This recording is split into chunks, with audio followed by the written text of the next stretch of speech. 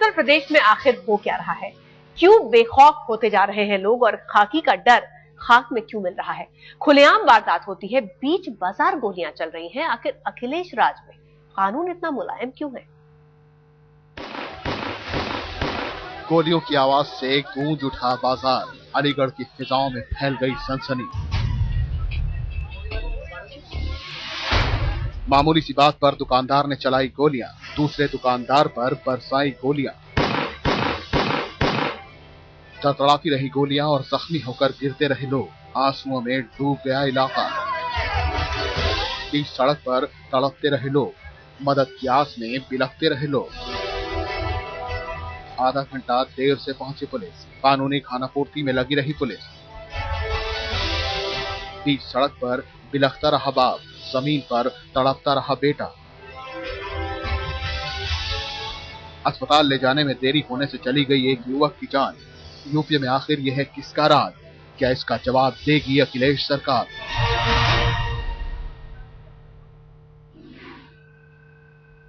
घटना यूपी के अलीगढ़ की है, जहां आपसी रंजिश में इतनी अंधाधुंध गोलियां चली कि एक शख्स की मौत हो गई और 6 लोग जख्मी हो गए। खास बात यह है कि घटनास्थल से थाना सिर्फ 2 मिनट की दूरी पर था, फिर भी गोलियां ऐसे चली मानो कानून पुलिस नाम की कोई चीज है ही नहीं।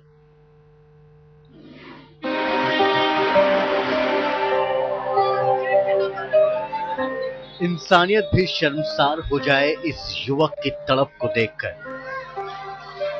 आंखों में आंसू छलक जाएं इस युवक का दर्द देखकर।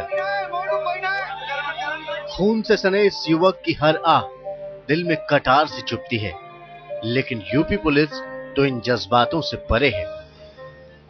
पत्थर हो गई है यूपी पुलिस। यकीन ना आए तो इन तस्वीरों को गौर से देखिए। जमीन पर दर्द और मौत की आहट से तड़प रहे इस युवक को देखिए। इसका पिता इसके जख्मों पर कपड़ा लपेट रहा है, लेकिन पुलिस के 2 सिपाही आराम से खड़े होकर बात कर रहे हैं। इन पुलिस वालों ने इस युवक की मदद नहीं की।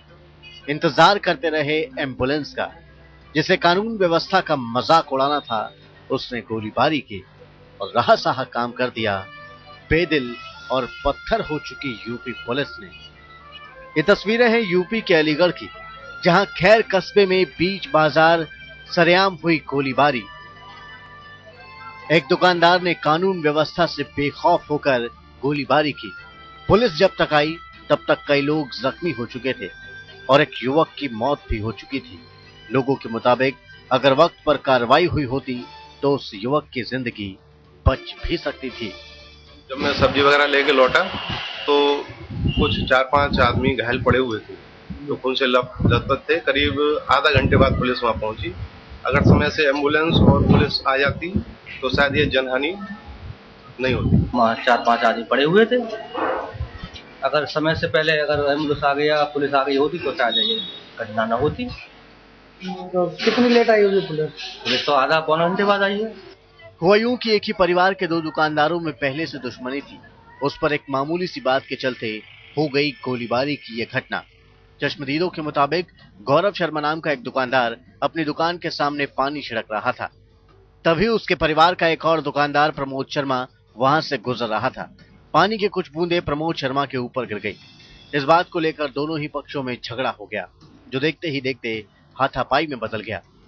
पुलिस के मुताबिक देखते ही देखते दोनों पक्षों में गोलीबारी होने लगी, जिसमें एक शख्स संजय की मौत हो गई, जबकि करीब आधा दर्जन लोग बुरी तरह जख्मी हो गए। बीच बाजार में गोलीबारी करके आरोपी तो फरार हो गए, लेकिन पुलिस अब लकीर पीट रही है। किसी मामूली सी बात पर बताया जा रहा है कि इनमें आपस में मारपीट हुई और फायरिंग हुई, जिसमें एक परिवार के लोग हमलावर होकर उन्होंने अपने भाई चाचा ताऊ उन पर हमला किया। एक व्यक्ति की इसमें मृत्यु हुई है, बाकी शेष घायल हुए हैं और घायलों को उपचार के लिए मेडिकल कॉलेज में भर्ती कराया। हालांकि पुलिस ये मानने से इनकार कर रही है कि खबर मिलने के बाद पहुंचने में देर हुई थी, लेकिन पुलिस के पास इन सवालों का जवाब नहीं है। बीच बाजार में गोलीबारी की खबर पुलिस को देर से क्यों मिली? इतने व्यस्त इलाके में क्यों नहीं थी पुलिस की पेट्रोलिंग? 2 मिनट की दूरी पर मौजूद थाने के पुलिस वाले क्या कर रहे थे? कहीं ऐसा तो नहीं कि लोगों के मन से कानून का खौफ निकल गया है? आपको बता दें कि 3 दिन पहले ही अलीगढ़ कोर्ट में पुलिस सुरक्षा में 2 लोगों की हत्या कर दी गई थी और अब बीच बाजार ताबड़तोड़ गोलीबारी। बढ़ती वारदात से ऐसा लग रहा है कि यूपी में एक बार फिर लौट आया है गुंडा राज। पंकज सारस्वत, अलीगढ़, आज तक। आपको याद होगा जब अखिलेश सरकार सत्ता में आई थी, बार बार जनता को यह भरोसा दिलाया था कि गुंडा राज वाली जो पुरानी उसकी इमेज है उससे वो छुटकारा पाएगी और कानून व्यवस्था को एकदम चाक चौबंद बनाने पर सबसे ज्यादा ध्यान दिया जाएगा। लेकिन अगर आप पिछले कुछ वक्त के आंकड़ों पर नजर डालेंगे तो आपको खुद ही समझ आ जाएगा कि कानून व्यवस्था उत्तर प्रदेश में कैसी है। देखिए, अखिलेश सरकार के पहले 6 महीनों में 2437 कत्ल हो चुके हैं, लगभग 2500 लोगों की जान जा चुकी है। पहले 6 महीनों में 450 लूट की खबरें आ चुकी हैं और अखिलेश सरकार के पहले 6 महीने में 1100 यौन शोषण के मामले भी सामने आ चुके हैं। पहले 10 महीने में 1723 रेप केस अखिलेश सरकार के कार्यकाल में 10 महीने में हो चुके हैं। ये आंकड़े हैं जो बताते हैं कि इनमें से जो 1300 रेप थे वो गांव और छोटे कस्बों में हुए थे। आप समझ सकते हैं कि बार बार व्यवस्था को बेहतर, व्यवस्था को दुरुस्त करने की बात करने वाली अखिलेश सरकार कम से कम कानून व्यवस्था सुधारने के मामले में कहां तक पहुंची है, कितनी कारगर हो पाई है। इस वक्त हमारे साथ हमारे संवाददाता आमिर हक जुड़ चुके हैं, सीधे उन्हीं के पास आपको लिए चलते हैं। आमिर, इतने आराम से खुलेआम बीच सड़क भरे बाजार फायरिंग हो गई, थाना 2 मिनट की दूरी पर था और उसके बावजूद कोई कुछ नहीं कर पाया। क्या कह रही है पुलिस? कुछ तो दलील होगी उसके बाद की, क्या कर रही थी? आंख बंद की हुई थी क्या? देखिए, फिलहाल जहां तक ये अलीगढ़ के हादसे की वाकये की बात है तो सीनियर पुलिस अधिकारियों का कहना है कि हम इसकी जांच करा रहे हैं और अगर पुलिस ने वाकई देर से पहुंची होगी और सावधानी नहीं बरती होगी, ढिलाई नजर आएगी तो उनके खिलाफ कार्रवाई होगी।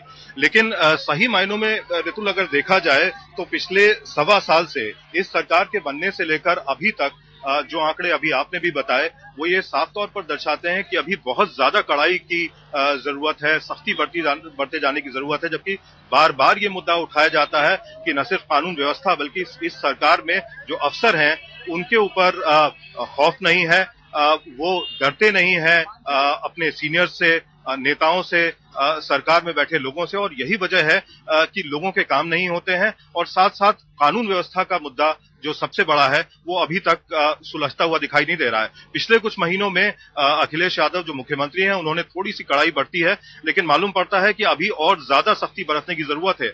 इसके नतीजे में हाल ही में एडीजी कानून व्यवस्था बदले गए, पुलिस के मुखिया डीजीपी बदले गए, लेकिन उसके बावजूद ऐसे मामले रोज बरोज सामने आ रहे हैं जिसको देखकर पता लगता है कि पुलिस का इकबाल, सरकार का इकबाल सड़कों पर बाहर सार्वजनिक रूप से बुलंद होता नहीं दिखता है। बिल्कुल, क्योंकि अगर ऐसा होता तो पहली बात तो खुलेआम फायरिंग नहीं होती और दूसरी बात इतना सब कुछ होने के बावजूद जो लोग फरार हो गए वो अब तक कम से कम पुलिस की गिरफ्त में होते, लेकिन ऐसा कुछ भी नहीं हुआ है। आमिर, इस मामले की अगर हम बात करें तो ये बताया जा रहा है कि फायरिंग हुई और उसके बाद भले ही एक शख्स की मौत हो गई लेकिन ज्यादातर लोग इस मामले में भाग निकलने में कामयाब रहे। इसके बारे में पुलिस क्या कह रही है? कब तक पकड़ लिया जाएगा? कोई सुराग उनके पास है? कहां तक मामला पहुंचा है? देखिए, फिलहाल तो पुलिस का यही कहना है कि हम इस मामले को संजीदगी से ले रहे हैं। पुलिस की टीम बना दी गई है, जो लोग आरोपी बनाए गए हैं इस मामले में उनकी तलाश हो रही है, लेकिन इस बात का साफ तौर पर कोई जवाब पुलिस के पास नहीं है कि थाना इतने नजदीक होते हुए इतना वक्त क्यों लगा पुलिस वालों को वहां पहुंचने में। शायद अगर जो मौके पर से इंफॉर्मेशन दी गई थी अगर उसको फॉलो किया जाता तो शायद बहुत जल्दी ही ये सारे आरोपी पुलिस की गिरफ्त में होते, लेकिन न सिर्फ पुलिस ने वहां मौके पर पहुंचने में देर लगाई बल्कि जैसा कि आपने देखा तस्वीरों में, घायलों को अस्पताल तक पहुंचाने में बहुत लापरवाही बरती गई। तो फिलहाल तो पुलिस का वादा यही है, कहना यही है कि जल्द से जल्द जितने आरोपी हैं वो गिरफ्त में होंगे उसकी, लेकिन फिलहाल देखना होगा कि वाकई अपने इन वादों पर खरी उतर पाती है पुलिस की नहीं।